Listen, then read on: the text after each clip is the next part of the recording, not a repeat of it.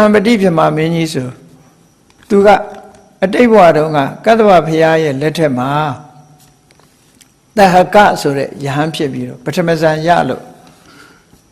ယဟန်ဘဝကနေဇန်နဲ့တင်ပဲပြန်တော်မူသွားတော့အဲ့ဒီမှာတဟံပတိပြမသွားဖြစ်တာယဟန်တစ်ပါးကနေဘုန်းကြီးတစ်ပါးဖြစ်သွားတယ်ပြမအဲ့ဒီမှာကျတော့တဟံပတိလို့ခေါ်တယ်လူပြေတုန်းကတော့တဟကလို့ခေါ်တယ်သူဟာအလုံးသိတဲ့အတိုင်းတရားဟောဖို့တောင်းပန်တဲ့ပုဂ္ဂိုလ်ကြီးပဲတောင်းပန်ပြီးတဲ့အခါမှာသူပန်းကုန်းကုန်းတာပန်းကုန်းကလည်းသေးသေးမဟုတ်ဘူးမြင့်မို့တောင်လောက်အလုံးရှိတဲ့ပန်းကုန်းကြီးကုန်းတာမပြီးတိုင်အလုံးမပြီးတော့တကိုးနဲ့ကုန်းတာမဟုတ်ဘူးသူကြကြနနကိုစိတ်ပါဝင်စားစွာပန်းကိုကုန်းတာပန်းကုန်းနေတော့နောက်ဆုံးမှာမြတ်စွာဘုရားတပည့်ဆက်ကြဟောသွားပြီးဘယ်တရားဟောသွားပြီးပဲနောက်ဆုံးမှာပြိဋိဘံစံတော့မယ်ဆိုတော့မှပြိဋိဘံစံသွားပြီဆိုမှသူပန်းကုန်းကြီးကမပြီးသေးဘူးတဲ့ပြေးပြီးတော့လာပြီးတော့ဘုရားကိုပူဇော်ရတယ်အဲ့ပန်းကုန်းကြီးနဲ့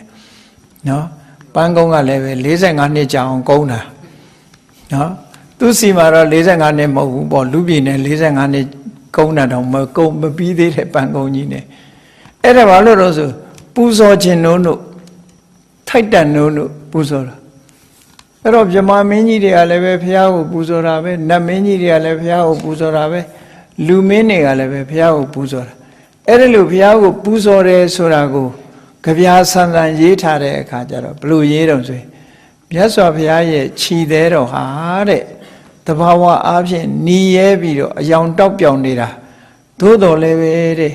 လူမင်းနတ်မင်းမြမမင်းတို့ရဲ့ဒီတရဖူကြီးတွေနဲ့ဒီခြိသေးဟာ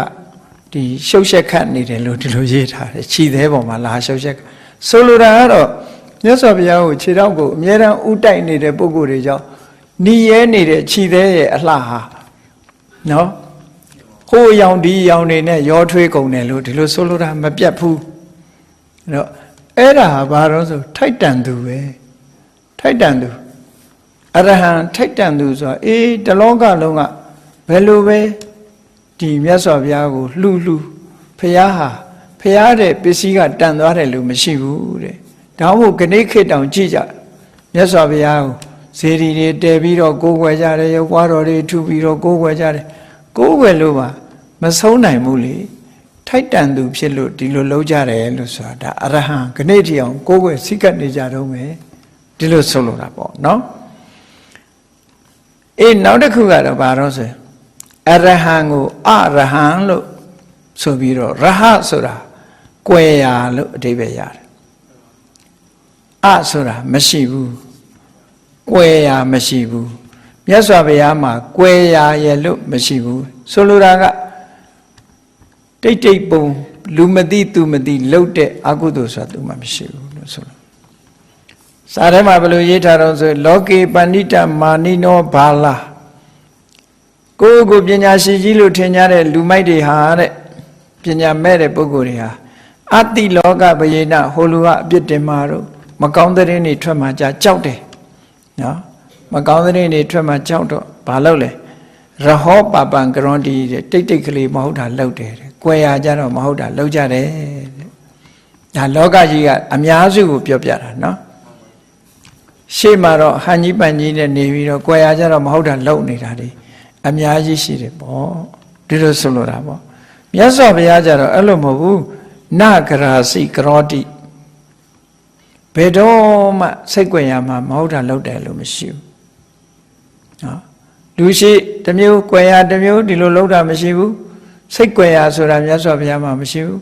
တာမန်ပုဂ္ဂိုလ်တွေကြတော့စိတ်ကြွယ်ရဆိုတာရှိနေသေးတယ်စိတ်ကြွယ်တယ်ဆိုတာဖုံးကွယ်ထားတာတွေရှိနေတတ်သေးတယ်လို့ပြောတာမြတ်စွာဘုရားမှာဖုံးကွယ်ထားတာတခုမှမရှိဘူးဖုံးကွယ်ထားတာမရှိလို့အရဟဖုံးကွယ်လျှို့ဝှက်ထားတာမရှိဘူးလို့ဒီလောက်ထိအောင်တန်ရှင်းစင်ကြယ်တယ်လို့ဒီလိုဆိုလိုတာပေါ့နော်အဓိပ္ပာယ်ကပါပကရဏီမကောင်းမှုအောက်တန်းကြတဲ့အလုပ်ကိုလုပ်တဲ့နေရာမှာရဟဘာဝတောပိစိတ်ကြွယ်ရာမရှိသောကြောင့်လည်းပဲအရဟံအရဟံဒီလိုဆိုလိုတာပေါ့ဒါဖြင့်မြတ်စွာဘုရားရဲ့ဂုဏ်အကြီးချင်းတွေဟာဒီအရဟံဆိုတဲ့စကားလုံးလေးတစ်လုံးထဲမှာပဲပြန်ပေါင်းပြီးတော့ပြောကြမယ်ဆိုရင်ကိလေသာတွေကဝေးကွာနေခြင်းဒါအရေးချင်းတစ်ခုပဲကိလေသာတွေကလုံးဝဝေးကွာနေခြင်းအလှမ်းကွာနေခြင်းကိ ကိလေသာရန်သူတွေကိုဖယ်ရှားပြီးဖြစ်ခြင်းတန်တရားဆက်ရဲ့အကန့်လို့ဆိုတဲ့အကြောင်းတရားတွေကိုကိလေသာတရားတွေကိုဖယ်ရှားပစ်ပြီးဖြစ်ခြင်းတလောကလုံးရဲ့ဥညွတ်လေးစားဖို့လှူဒန်းဖို့ထိုက်တန်သူဖြစ်ခြင်းနဲ့သိတ်ွယ်ရာဘယ်တော့မှမကောင်းမှုလုပ်တာမရှိခြင်းဆိုတဲ့အဲ့ဒီအည်ချင်း၅မျိုးကြောင့်မြတ်စွာဘုရားကိုအရဟံဆိုတဲ့ဂုဏ်တော်နဲ့ချီးမွမ်းတတ်တယ်ချီးမွမ်းတတ်တယ်ဆိုတာချီးမွမ်းခြင်းချီးမွမ်းမချီးမွမ်းခြင်းနေ